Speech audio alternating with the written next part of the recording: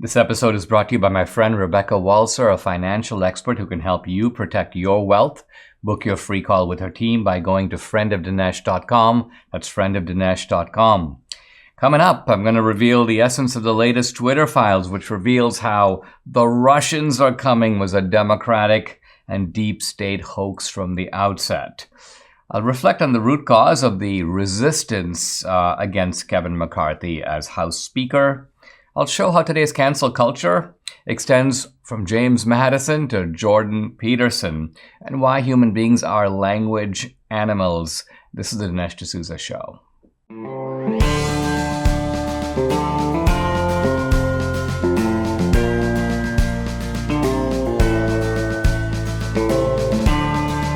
America needs this voice. The times are crazy. In a time of confusion, division, and lies, we need a brave voice of reason, understanding, and truth. This is the Dinesh D'Souza Podcast.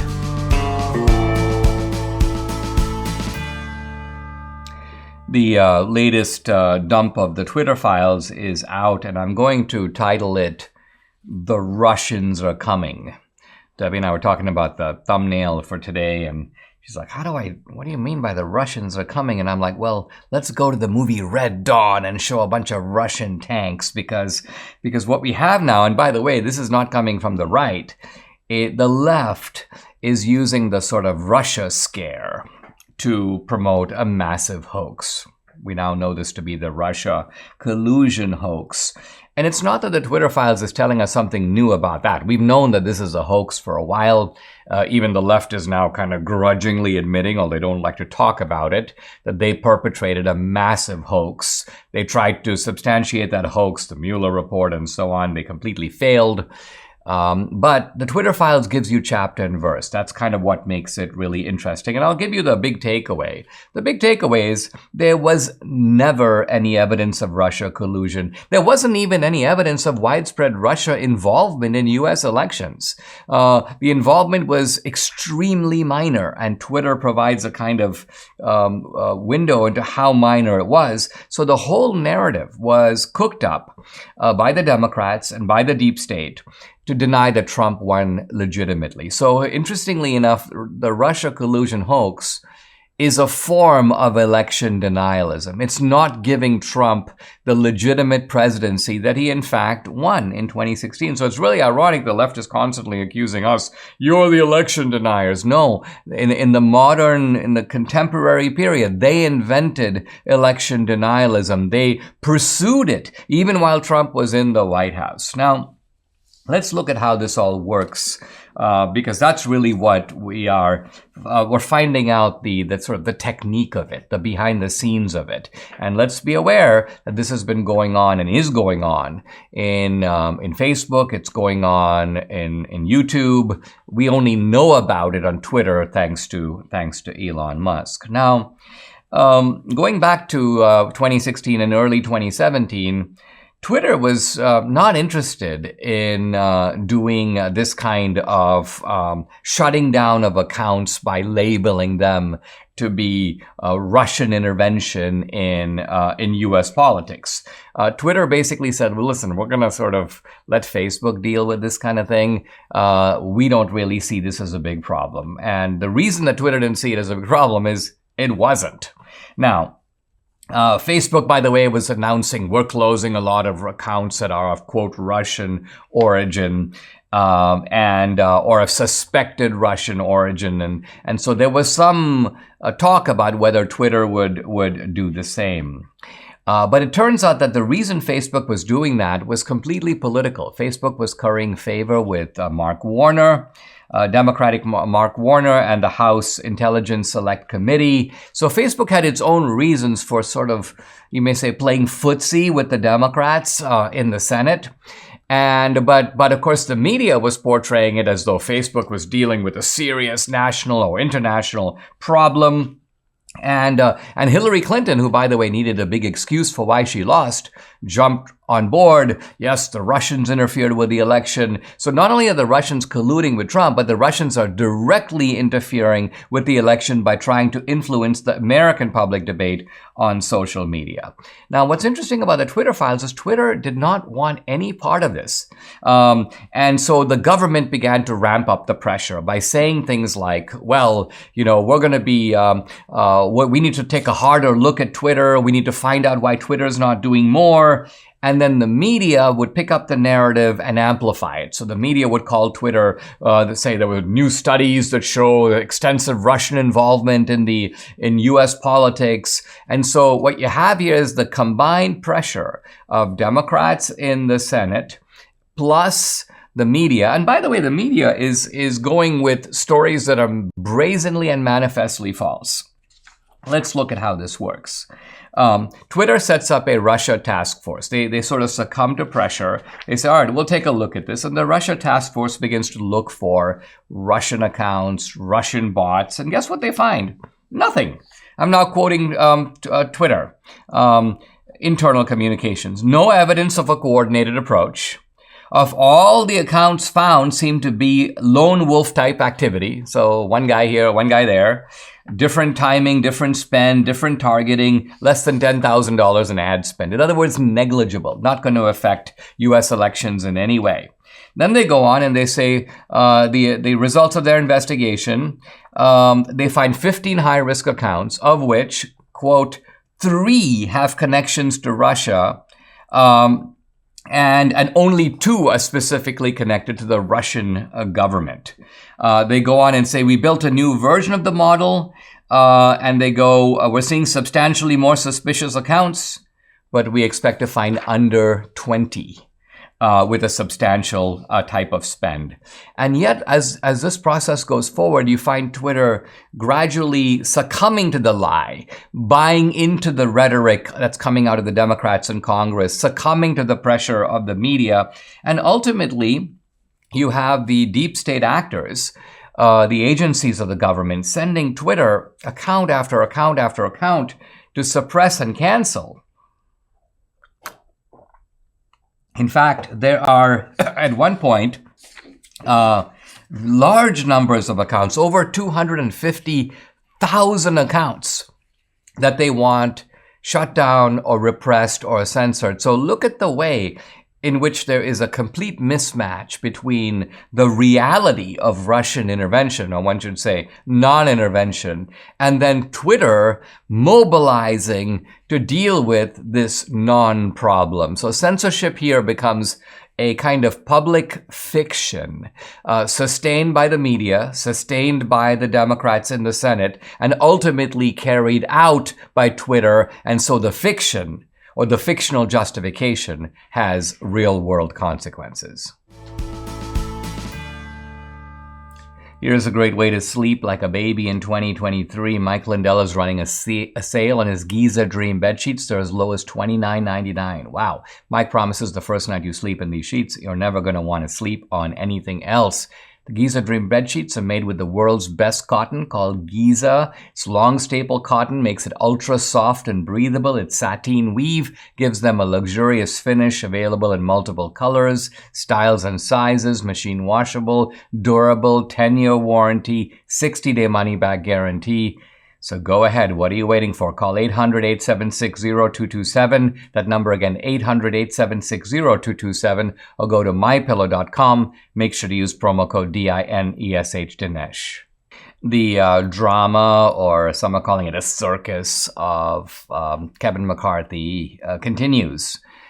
Wow, yesterday, 6, honey, or was it 7 votes that they had? Yeah. And not only did McCarthy not pull it off, but it didn't even look like he was making any progress. You had these initially 19, I think at one point it became 20 holdouts. Evidently, McCarthy convinced one congresswoman to abstain or vote present, which would lower his threshold by 1. But obviously that gimmick is not going to work. He's still a long distance away from where he needs to be. Now, I think one of the tactical mistakes that McCarthy made very early on is that he immediately moved into the speaker's office. So this is a case of like, he just decided to occupy it. He became, Matt Gaetz called him a squatter. And Gaetz was like having none of it, because he actually wrote the people who manage the logistics of the House saying, wait a minute, this guy's not speaker. He doesn't have the votes to be speaker. What's he doing moving into the speaker's office? So let's just say that I think McCarthy was not only premature, but he kind of had this arrogant idea, it's got to be me. It's going to be me. No, this opposition is going to dissolve. And this is a theme that a lot of people have sort of taken up. I saw an interesting and somewhat acrimonious, well, not acrimonious, Hannity was interviewing Lauren Boebert, and he was being, I think, a little condescending, a little rude. And Boebert, you could tell, was really fuming. And Hannity's point was this, which I think Hannity thought was a complete knockdown, drag-out point, a kind of a complete winner. And his point was this, okay, Boebert, listen, Kevin McCarthy has over 200. You have 20. 200 is bigger than 20. So why are you calling on Kevin McCarthy to withdraw and give in? Why don't you give in? You have less than he does. So what is your argument for hanging in there and refusing to budge? Now, Boebert went on to say, in fact, listen, we've been negotiating with McCarthy. He's not bending. He's not yielding to our demands. And there was some back and forth about whether he is or whether he isn't. But Hannity's bottom line seemed to be, who cares if he does or he doesn't? This is a democratic process. It's done by counting heads. McCarthy has more. In fact, not more. He has a lot more. He has 10 times more. And so he ought to be speaker. I think that this is actually, as an argument, a fallacious one. Why? Because Lauren Boebert is not running against Kevin McCarthy. If Lauren Boebert is running against Kevin McCarthy, then it would make sense to say democratically McCarthy has more votes, a lot more votes, and Boebert should yield. But see, Kevin McCarthy is more like a guy who's trying to get a scholarship. And to get a scholarship, you need to have, let's just say, a minimum grade point average of A-. And you don't. You have a B+. So what does that mean? You haven't met the threshold. It's not a matter of whether you have more than other students, or you're doing better than expected, or there's no alternative. It's that you have to reach this threshold in order to get the prize, which in this case is the House speakership, and you simply don't have it. So I think that McCarthy recognizes that the only way for him to get there, I mean, if he doesn't get there, if he's recalcitrant and stubborn, or just as stubborn as Gaetz and Boebert and their group are with Chip Roy and all the other guys, Anna Paulina Luna, then McCarthy's going to have to step aside, and someone else is going to have to run, someone who can, in fact, get the very broad base of GOP support that is needed in order to make it across the threshold. The other option, which appears to be kind of underway, I was reading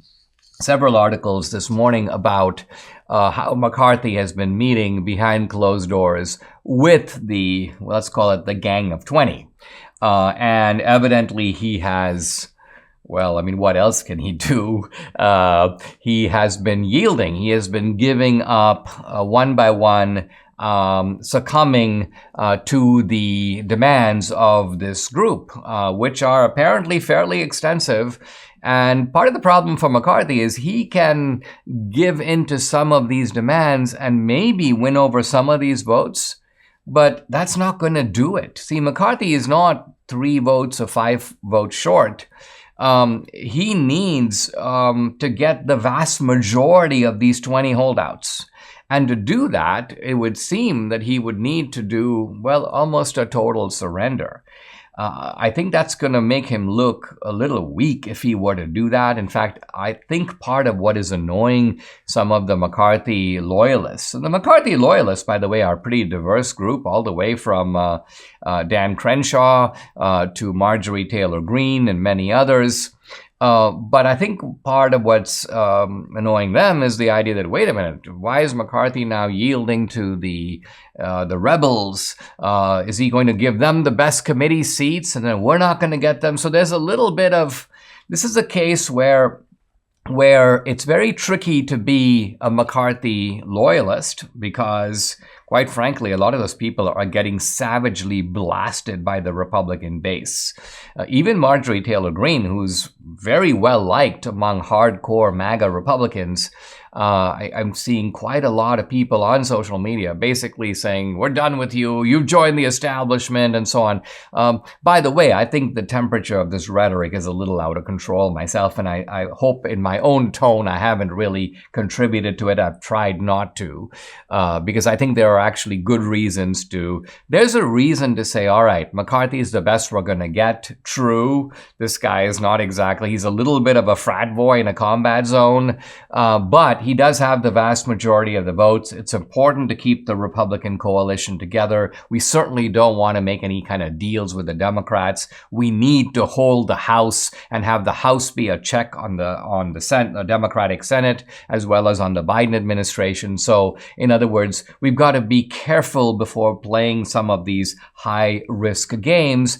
And yet, if the dissenters are able either by getting a different speaker, let's say a Jim Jordan, who would be much better, or getting McCarthy to accede to their demands, they can rightly declare victory. The Biden administration's New Year's goals seem to be tax and spend, turn a blind eye to inflation. Yikes.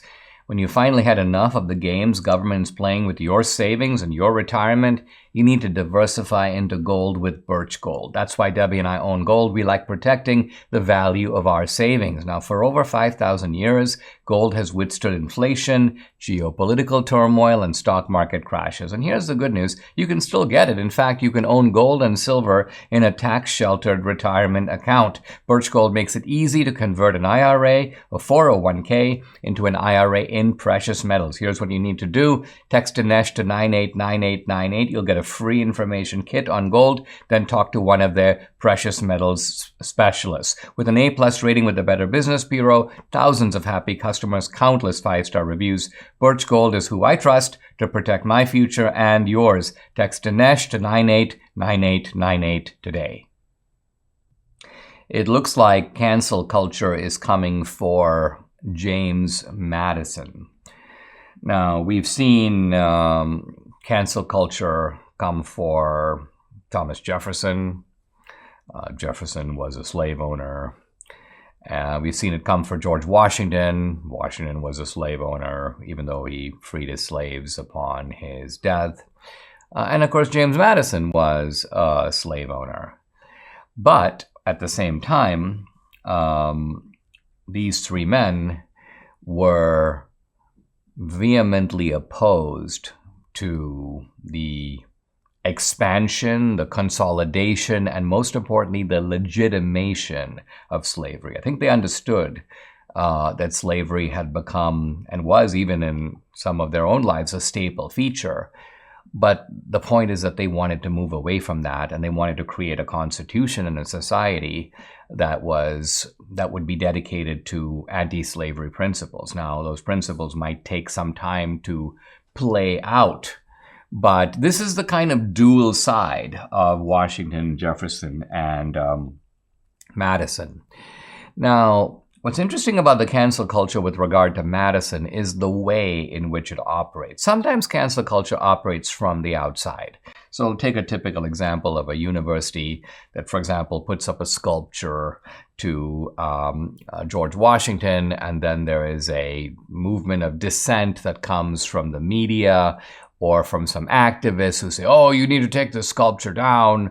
And so cancel culture operates by exercising an external pressure or influence on what an institution does.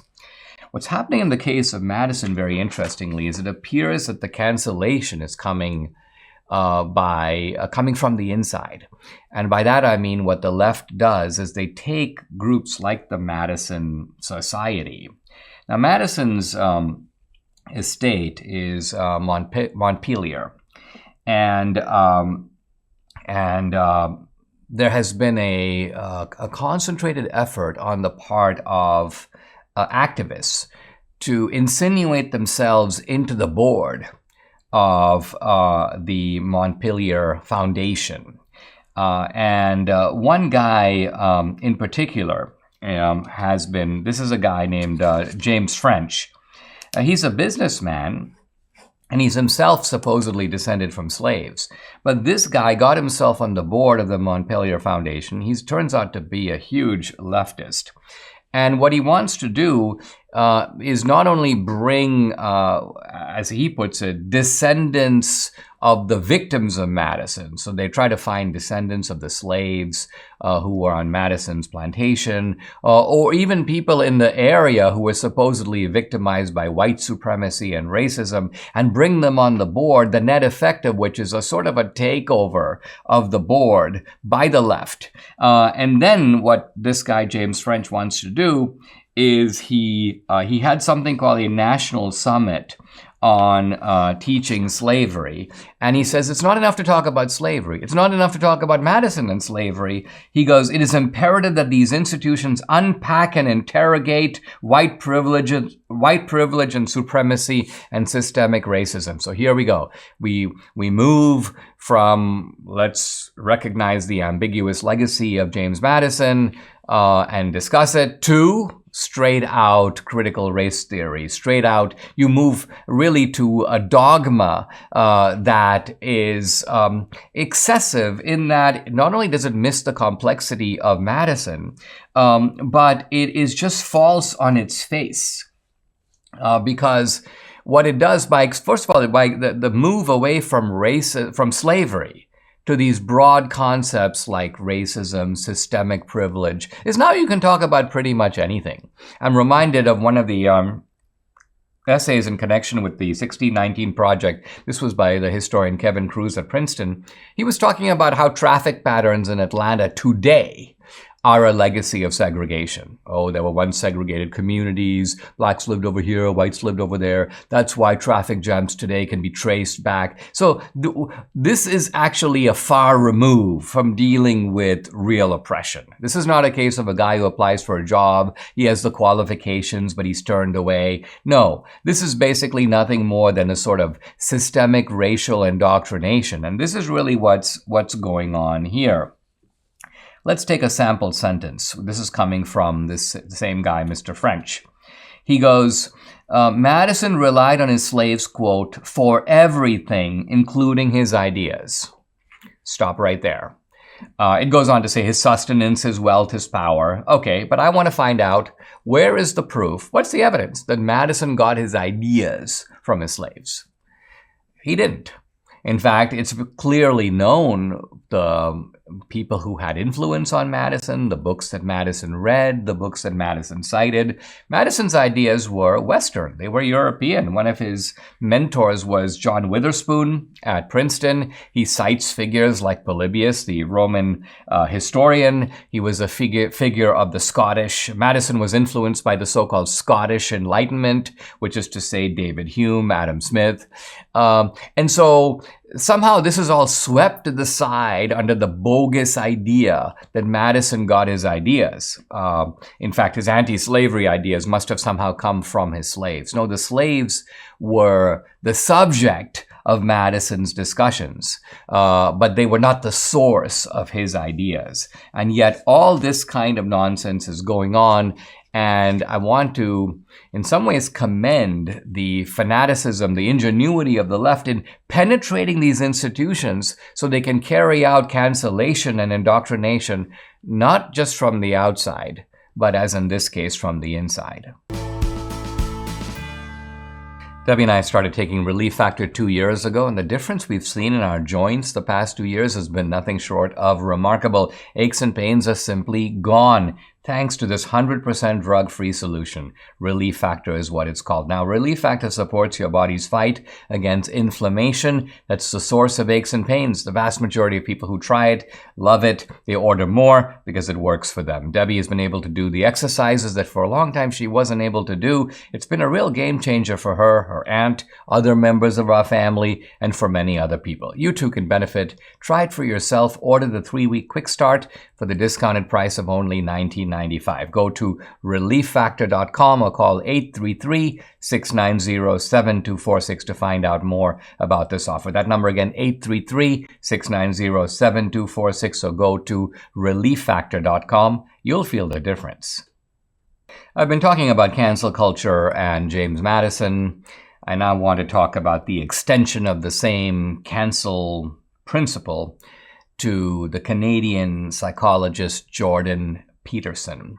Not sure if you're familiar with Jordan Peterson, but Jordan Peterson sort of, you may say, emerged on the scene several years ago as a psychologist who was challenging a lot of the entrenched doctrines of the left.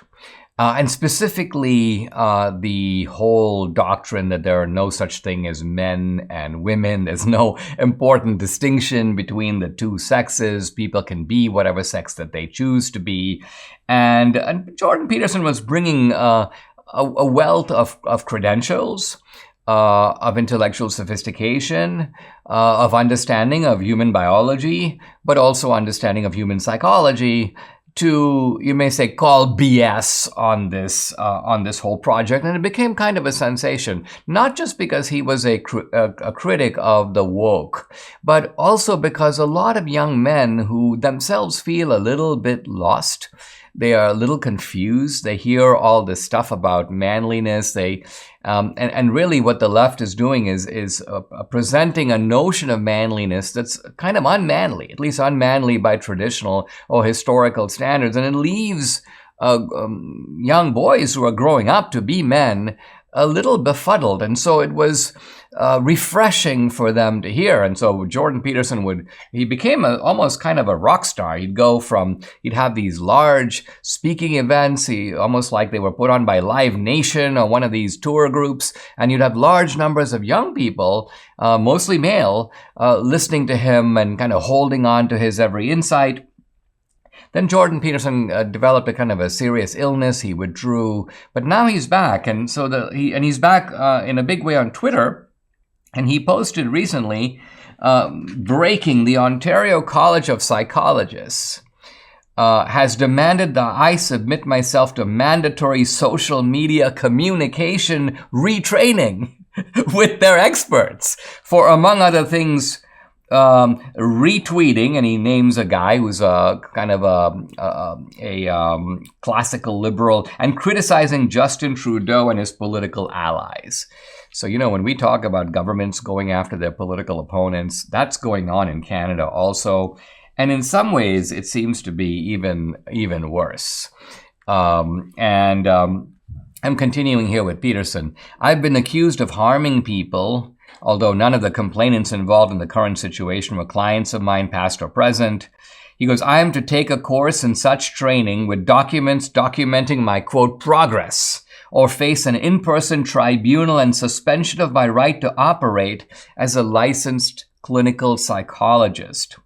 And he says that this is all in response to about a dozen people who submitted complaints about his public statements on Twitter. He also went on the Joe Rogan show. So this craziness it's all around us. And evidently it is, I'm quite sure it's in Europe. It's probably reached the far shores of Australia and New Zealand. And it's very much in Canada. Elon Musk, by the way, took notice of this, and he told Jordan Peterson, he goes, this is crazy. And he told Peterson, you need to talk about this on Twitter. Have one of those so-called Twitter spaces where you are able to discuss it and people can listen in. By the way, a very cool feature of Twitter where thousands, even tens of thousands of people can kind of listen in to someone having a public conversation. I might do one of those myself on Twitter. So will Jordan Peterson survive this? I think he will. Frankly, his reputation is bigger than all the little idiots in his department or in this agency that are trying to sort of bring him down. But isn't it tragic that you can take someone who's an established reputation as a clinical psychologist and try to put their professional credentials in jeopardy for doing nothing more than political dissent and questioning the woke orthodoxies of our time? My dad didn't believe in the stock market. He was a put your money in the bank kind of guy. But I discovered in the early 1990s that investing in the market makes sense if you're in it for the long term. The problem is we're in a very rocky economy with lots of craziness at home and lots of instability abroad. There's always the risk of a black swan event, a single event that comes out of nowhere and basically cripples your savings. So how do we take advantage of the upside of the market and protect ourselves against the downside? We need some really good guidance here. And my friend Rebecca Waltzer, she's a tax attorney and wealth strategist with her MBA from the London School of Economics. Rebecca and her team can protect you and your wealth during these unprecedented times. Go to friendofdinesh.com, book your complimentary introductory call today to see if you qualify. Again, that's friendofdinesh.com. I've talked before on the podcast about the phenomenon called ESG. ESG is essentially an environmental, a climate sort of ruse. And the idea here is to convince large financial firms, Citibank, JP Morgan, these huge agglomerations of investment capital, and convince them to only invest in companies that are somehow dedicated to the climate change agenda, and to boycott and put financial pressure on companies that are somehow outside that orbit. It's a very menacing, destructive movement as a whole. And the question is, how do you push back against it? Well, the good news is that Republican states, one after the other, starting, I believe, with Florida, but there are many states now involved in this, they're basically saying, we are going to take our state resources and our pension funds, and we're going to cut ties with any of these financial firms that are doing this kind of ESG manipulation. In other words, we're going to push back against the financial industry, which is using the ESG as a bludgeon against private companies. Now, the latest state to jump into the fray, this is very good news, Kentucky. The background for this is that the legislature in Kentucky, Republican of course, passed a law which authorized the state and authorized the state treasurer to start pulling state money out of any financial firms that are into the ESG nonsense, and to divest from these financial institutions that were somehow pushing an anti-fossil fuel agenda. And the law says you have to notify them, give them 90 days to change their ways, and if they don't, pull the money. And so, sure enough, Kentucky State Treasurer Allison Ball has basically declared, I'm not quoting her, when companies boycott fossil fuels, they intentionally choke off the lifeblood of capital to Kentucky's signature industries. Traditional energy sources fuel our Kentucky economy, provide much-needed jobs, warm our homes. Kentucky must not allow our signature industries to be irreparably damaged based upon the ideological whims of a select few. And so the divestment policy is now in effect.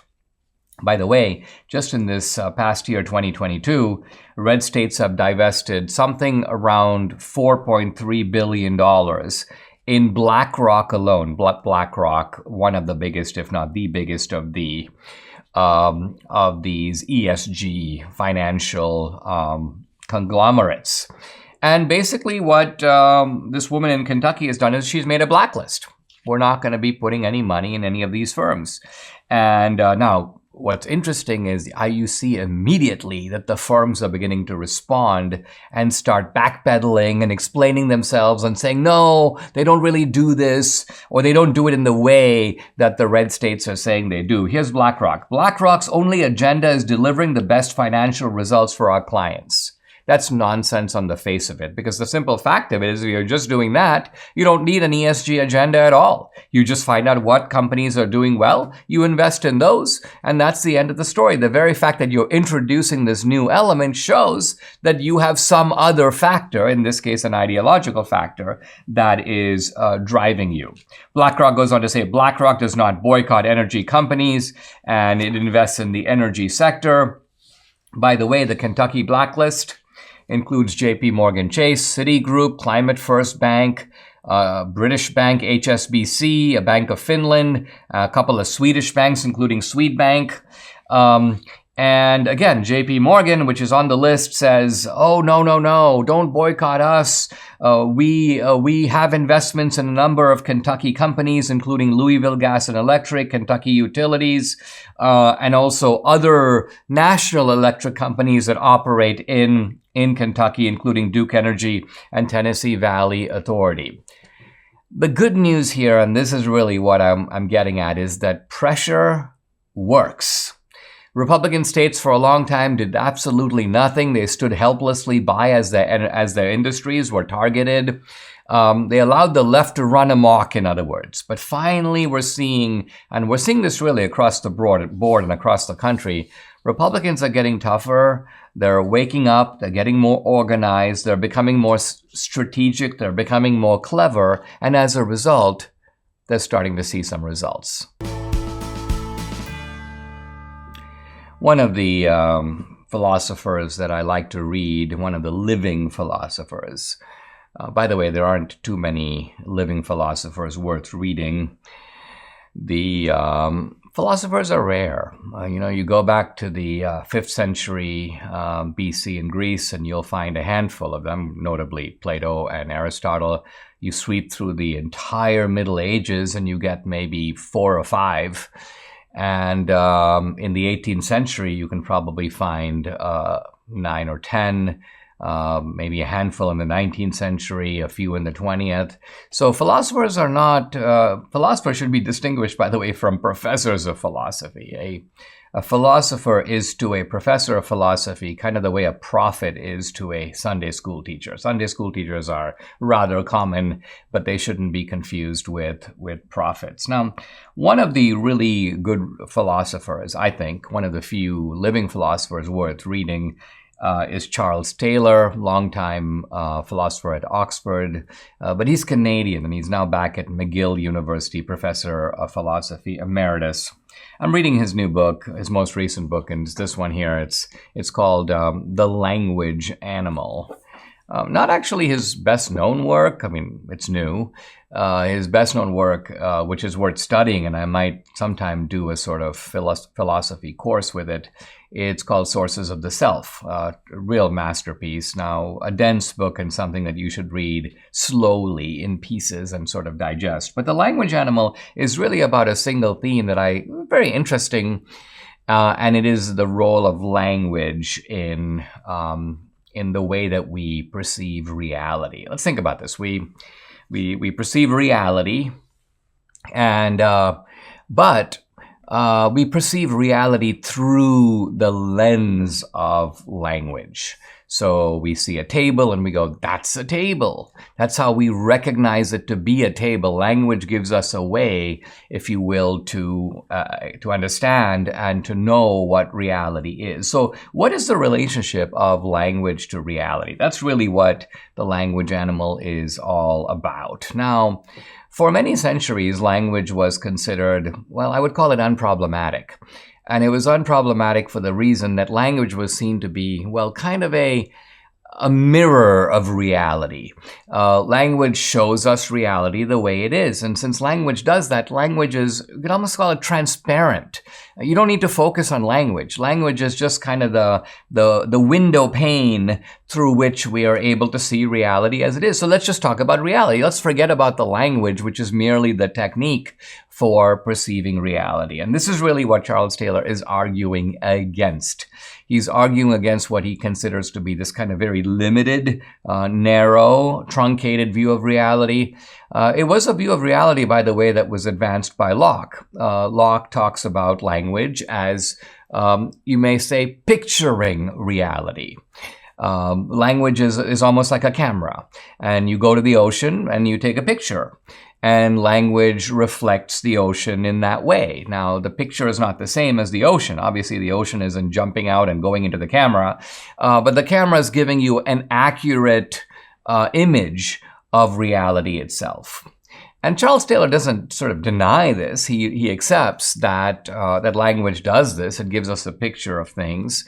But he goes, it does a lot more than that. And he goes, when you look at the richness of language, when you look at all the different things that language does, you see that language is also a very powerful tool, and that's a key word, tool, for shaping the way in which we understand not just reality out there, but also ourselves. The way that the language changes us, in other words. It's not this transparent window pane. You look through a window pane and you're the same before you looked through the window pane as you are really after. But Charles Taylor goes, no, this is not like that. Language is more of a vehicle for not only observation, but for self-expression, for self-understanding, and for transformation. It transforms not just ourselves on the inside, but through what Taylor calls dialogic language. In other words, language is not just for me. I don't invent a private language and start talking to myself and go, I call this a table, I call this a chair. No, we engage in language with others. I'm talking to Debbie, or I'm talking to a group of students. And so the process of engaging in language, says Taylor, has this kind of transforming effect. The philosopher Wittgenstein, over the course of his career, wrote 2 books. And the 2 books are interesting because they sort of contradict each other. The first book, which was called the Tractatus, is really about this notion of language picturing reality. Language is, in that sense, sort of like, let's call it like a camera. But in a later work, which was called Philosophical Investigations, Wittgenstein changed his mind. And he treated language really more like a knife and fork. Language is like a tool. Language is not a camera. Language is simply something, it's a device that we make use of. And so the meaning of words is not their identical resemblance to something out there in the world. The meaning of words is more like tools that we use in order to achieve our purposes. If you want to express yourself in a certain way, you choose a phrase, a metaphor, a joke, an analogy. And so this is an interesting book, not fundamentally, you may ask what its political implications, I don't really know. But what it's helping us do, which is I think what philosophy in general does, is take something that we use unselfconsciously. We're all the time engaging in language, kind of from the time we wake up. Sometimes even when we dream, we are thinking in terms of language. We say things in our dreams, but we're not aware of what language is or what language does. And that's what this book, The Language Animal, helps us to pay attention to. I've been talking in the last several days about the way in which Christianity shaped fundamental Western values, human dignity, equality of rights, the affirmation of ordinary life. And I want to conclude this section with a reference to the philosopher Friedrich Nietzsche. In fact, I began the discussion of this particular chapter with a quotation from Nietzsche. Now, Nietzsche is famous for the saying that God is dead. It refers to a scene in one of his books. The book is called The Gay Science. And you have a philosopher who comes out of the cave. His name is Zarathustra. And he starts announcing, proclaiming the death of God. Now, all kinds of people come around him and they start mocking him and insulting him. And you might think that these are religious believers who are upset by what the philosopher is saying. But no, these are actually young skeptics, young atheists. And they think that this old man is kind of ridiculous, but he turns around and berates them. And he goes on to say what I want to focus on. Basically, his point is not to simply declare that God doesn't exist or that it's not possible today to believe in God. what he's really getting at, and it's a message more for atheists than it is for Christians, is that, hey, you atheists are sort of fools because you believe in all these sort of values that you swear by. You believe in social justice because, of course, you believe in human equality. You believe in redistribution because everyone deserves a share. And he goes, where do you get all this nonsense? Where do you get this absurd idea of human equality, this preposterous idea of human dignity, this babbling nonsense that human life is precious or has value? See, the point is, what Nietzsche says is, look, these values came into the West and into the world because of Christianity. God is, in fact, the author of these values, both historically, but also philosophically, conceptually. Think about it. If human beings are a mere extension of animals, why should human life have any more dignity than, say, animal life? Animals don't hesitate to eat each other. Sometimes they kill their young. They act in ways that we as humans would consider barbaric or savage. And Nietzsche's point is, why shouldn't humans be like that? What is the argument against that? Well, the argument against that is that, well, there's a divine author of the universe, and he made man in his image, and he gave man a special value and a dignity, and therefore these kinds of things that are common in the animal kingdom should not be done by man. So Nietzsche's point is this: you got to realize that if God goes, if we have the death of God, if we stop believing in Jesus and in Christianity, and the Christian influence begins to subside and abate in our culture, that has consequences. So another way to put it is that it is a preposterous illusion to believe that you can have the death of God without the death of the values, what Nietzsche calls the shadows of God, that came out of not just theism, but the specifically Christian form of theism that has shaped Western civilization. In fact, we sometimes use the phrase Judeo-Christian, but let's remember that the Judaic part was really focused on the Jews alone.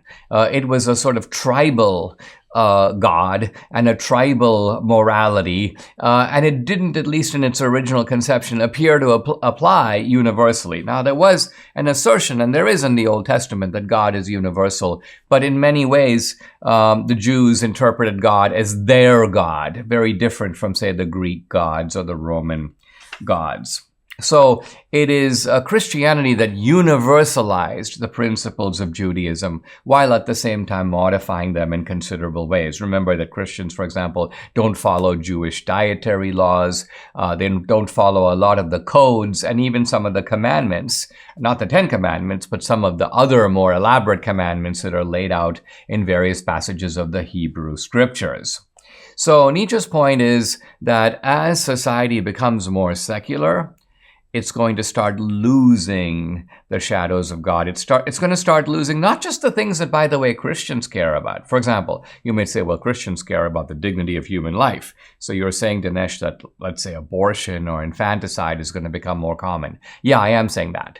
But, says Nietzsche, there are things that atheists believe in. Atheists care about the idea of, let's say, being nice or being compassionate or being decent to other people.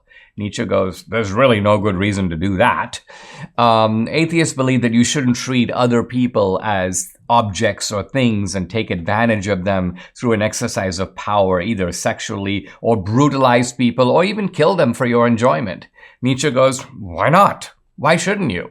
If it actually gives you more pleasure to kill somebody else, and sure, then he may suffer more pain, but that's his pain, not yours. So the point Nietzsche is getting at is all of this kind of becomes suddenly open to question. There's no automatic basis. You can say that morality exists within you, but again, if you don't believe that there's some sort of conscience that's been implanted in you that we human beings all share, and if we all share the same conscience, well, where does that come from? Who put it in us? It certainly didn't evolve in a certain sense, because after all, evolution is based on self-interest, and conscience often militates against self-interest. So in sum, what Nietzsche is saying is the death of Christianity means the gradual extinction of values like human dignity, the right against torture, the rights of equal treatment asserted by women, minorities, and the poor. Nietzsche goes, well, you're going to have to give some of those, or really all of those, up as well. If you don't want God, you can't have the shadows of God. Subscribe to the Dinesh D'Souza podcast on Apple, Google, and Spotify, or watch on Rumble, YouTube, and SalemNow.com.